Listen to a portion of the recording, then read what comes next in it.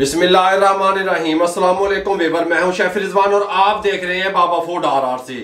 आपने देखा होगा कि मौसम के हिसाब से ढाबों पे, कई रेस्टोरेंट पे सैलड मिलता है। अब सैलड आपकी सेहत के लिए बहुत फायदेमंद होता है, आप लोगों को खाना भी चाहिए, लेकिन वो लुक वाइज देखने में अगर आपको अच्छा नहीं लगता तो आप उसको पसंद नहीं करते, खाते नहीं हैं। आज मैं आपको जो सैलड बनाने का तरीका आप लोगों से शेयर कर रहा हूँ, कमाल का तरीका शेयर कर रहा हूँ। मौसम के हिसाब से कौन कौन सी चीजें शामिल होंगी कि आप शौक से खा सकेंगे।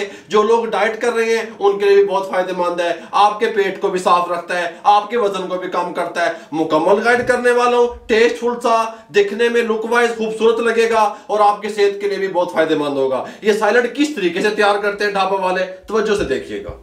सबसे पहले हमने इसके साथ की एक मूली ले ली, इसको इस तरीके से यहां से काट लिया और इसको हम छील लेते हैं। एक गाजर है, इसको भी छील लेते हैं। ठीक हो गया, गाजर भी छील ली, मूली भी छील ली। ये हमारे पास कद्दूकश है, एक बारीक साइड होती है, एक मोटे मोटे साइड से इसको कद्दूकश करेंगे। गाजर को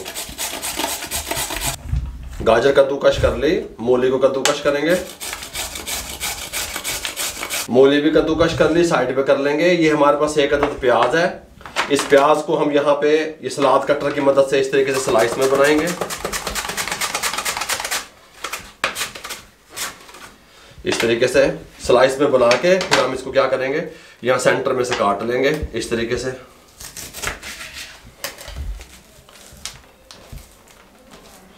इसको यहाँ साइड पे रख देंगे।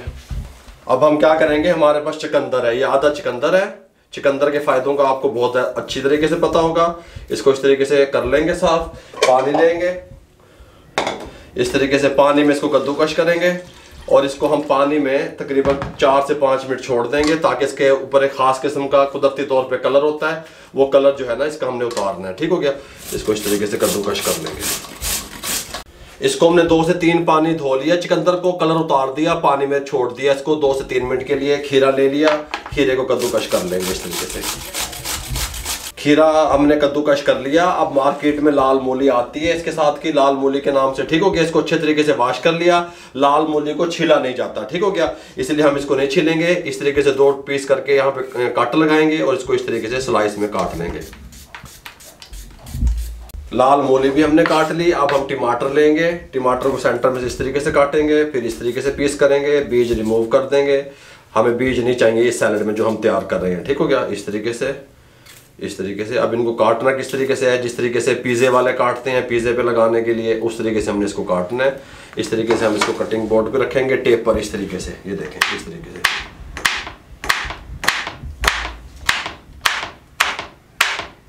टमाटर भी काट लिया, बंद गोभी सलाद कटर से थोड़ी सी गुजारेंगे इस तरीके से। बंद गोभी को काट के इसको सेंटर में से 2 इस तरीके से काट लेंगे। इसको यहाँ पे बॉल में डाल के साइड पे रख देंगे।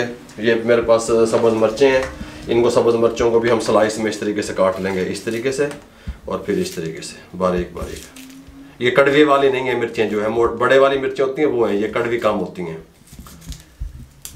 सबसे पहले हम क्या करेंगे, इसके साथ की एक डिश ले लेंगे। इसके अंदर आप क्या करेंगे, ये मूली है, इसको उठाएंगे, इसको इस तरीके से निचोड़ेंगे, पानी निकाल देंगे इस तरीके से, इसमें डाल देंगे। ठीक हो गया, प्याज को नहीं निचोड़ेंगे, प्याज इस तरीके से डाल देंगे इस तरीके से। गाजर को भी निचोड़ के डालेंगे, गाजर का एक्स्ट्रा जो पानी है उसको भी रिमूव कर देंगे। बंद गोभी इसको इस तरीके से थोड़ा सा डाल देंगे, कोई मसला नहीं है। लाल मूली को भी नहीं निचोड़ेंगे, ये भी डाल देंगे, कोई मसला नहीं है इस तरीके से।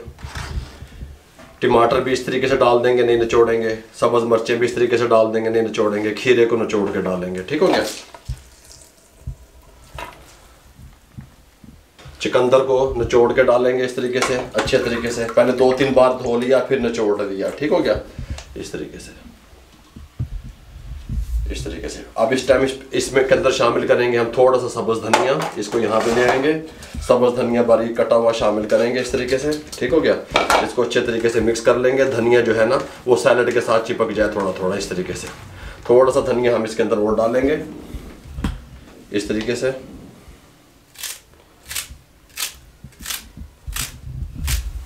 बहुत प्यारी खुशबू लेके आएगा, इस तरीके से डाल दिया।